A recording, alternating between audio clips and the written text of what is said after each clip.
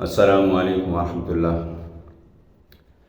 یا ربی لک الحمد کما ینبغی لجلال وجہک وعظیم سلطانک، سبحان اللہ وبحمدہ عدد خلقہ ورضا نفسہ وزنۃ عرشہ ومداد کلماتہ، سبحان اللہ وبحمدہ عدد خلقہ ورضا نفسہ وزنۃ عرشہ ومداد کلماتہ، سبحان اللہ وبحمدہ عدد خلقہ ورضا نفسہ وزنۃ عرشہ ومداد کلماتہ۔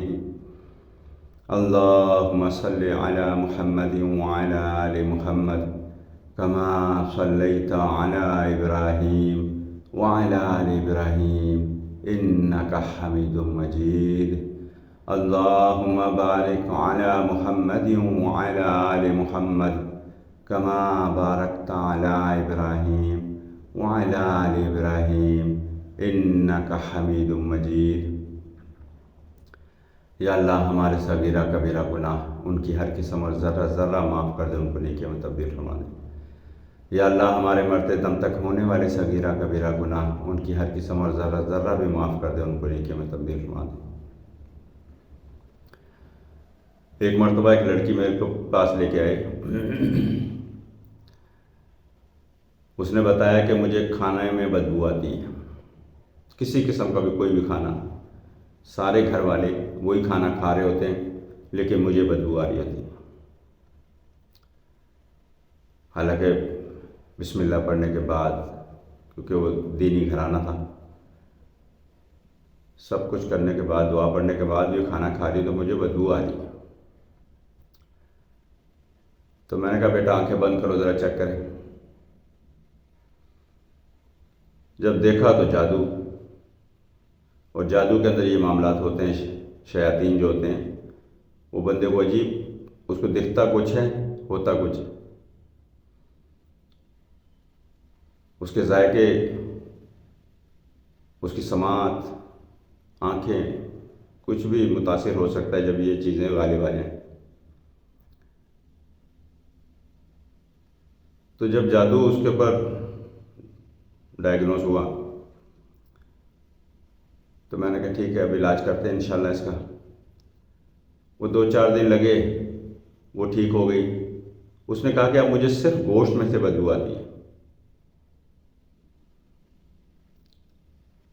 تو میں نے ایسے مذاق میں کہا، میں نے کہا کبھی بھون کے لاؤ گوشت، دونوں بیٹھ کے کھاتے ہیں تو دیکھتے ہیں پھر کیسے بدبو آئے گی۔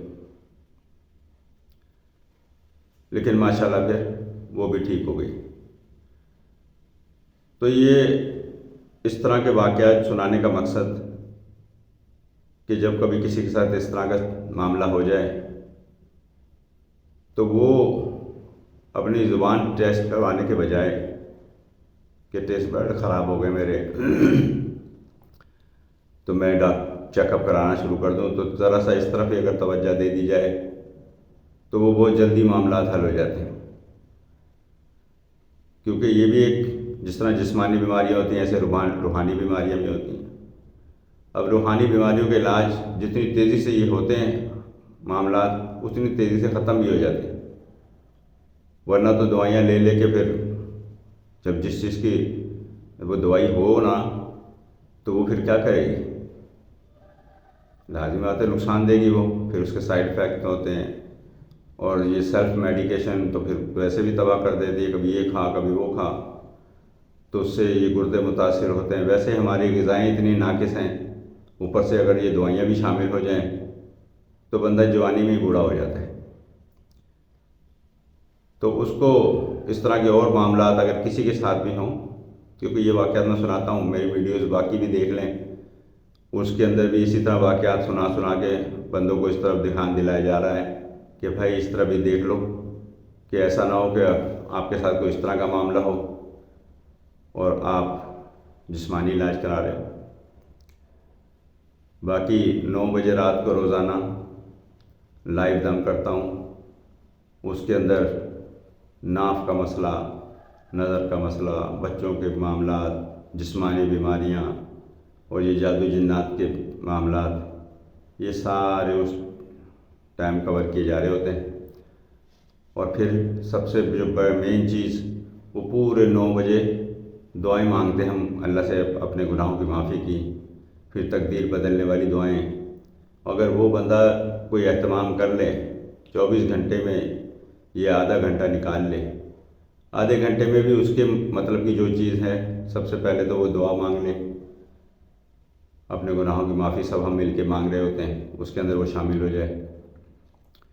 دوسرا یہ ہے کہ اگر اس کا کوئی پیٹ کا مسئلہ ہے تو وہ دم کروا لے، ناف کا اور یہ معدے کا۔ پھر اگر کوئی جسمانی پریشانی ہے لگی ہوئی ہے، سالہ سال سے لگی ہوئی ہے، تو اس کے لیے وہ اس میں پانی بھی رکھا جاتا ہے پڑھائی کے لیے، تو وہ کر لے۔ پھر اس کے بعد جادو جنات کا اگر نہیں بھی ہے تو چیک اپ کرا لے، کیونکہ میں نے ایسے ایسے جوان دیکھے جن کو کوئی پتہ ہی نہیں تھا کہ ہمارے ساتھ بھی کوئی معاملہ ہو جائے، تو ان کے اندر سے بھی یہ معاملات نکلے اور ان کی پریشانی ختم ہوئی الحمدللہ۔ ٹھیک ہے جناب، پھر ملتے ہیں انشاءاللہ، فی امان اللہ۔